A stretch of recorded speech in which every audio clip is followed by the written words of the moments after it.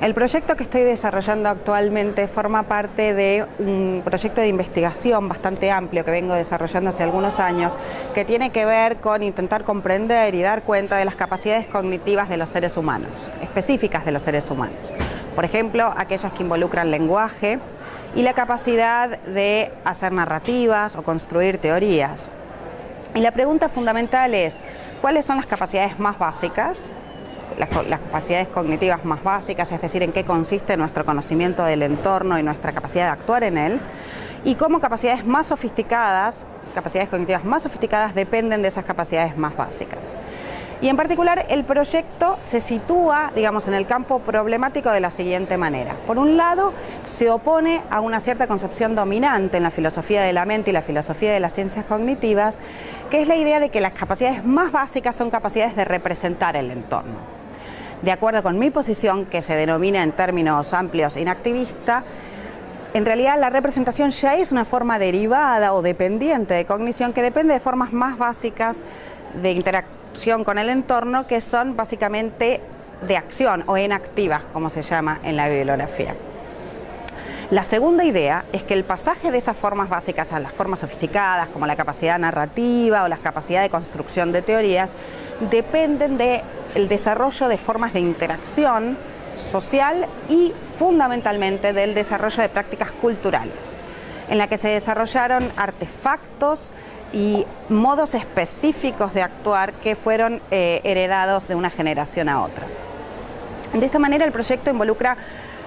fuertemente un trabajo interdisciplinario en donde se investiga, por un lado, la filogénesis del pensamiento, es decir, cómo emergió en la historia de la especie la capacidad de pensar o representar el mundo como una capacidad sofisticada, cómo en esa historia filogenética intervinieron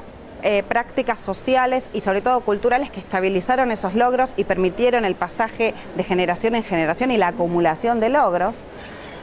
cognitivos.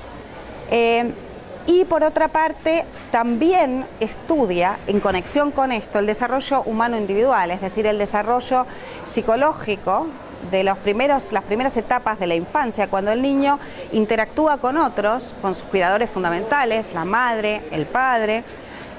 en una interacción que se conoce como interacción de segunda persona, que se denomina así porque es un tipo de interacción cara a cara, donde los aspectos emotivos, emocionales de cada uno de los individuos están fuertemente involucrados y guían un poco la práctica conjunta,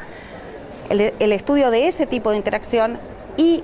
cómo se va desarrollando luego otros tipos de interacción, por ejemplo, donde los niños ya interactúan con pares, donde hay juegos compartidos, donde hay distintas formas de cooperación, aunque también hay formas de rivalidad,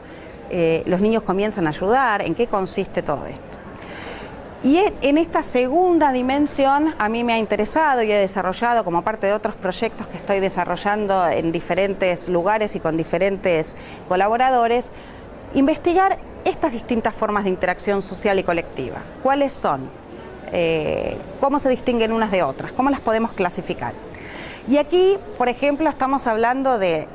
la diferencia y las relaciones entre interacciones de segunda persona, como las que tienen lugar, por ejemplo, en una pareja, en un matrimonio,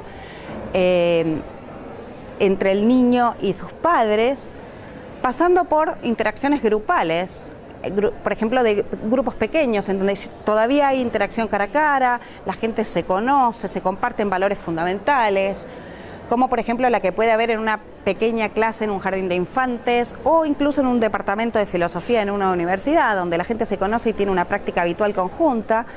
llegando a modos muy anónimos y abstractos de interacción, como los que tienen lugar en instituciones como un partido político, un sindicato, incluso una universidad en su conjunto,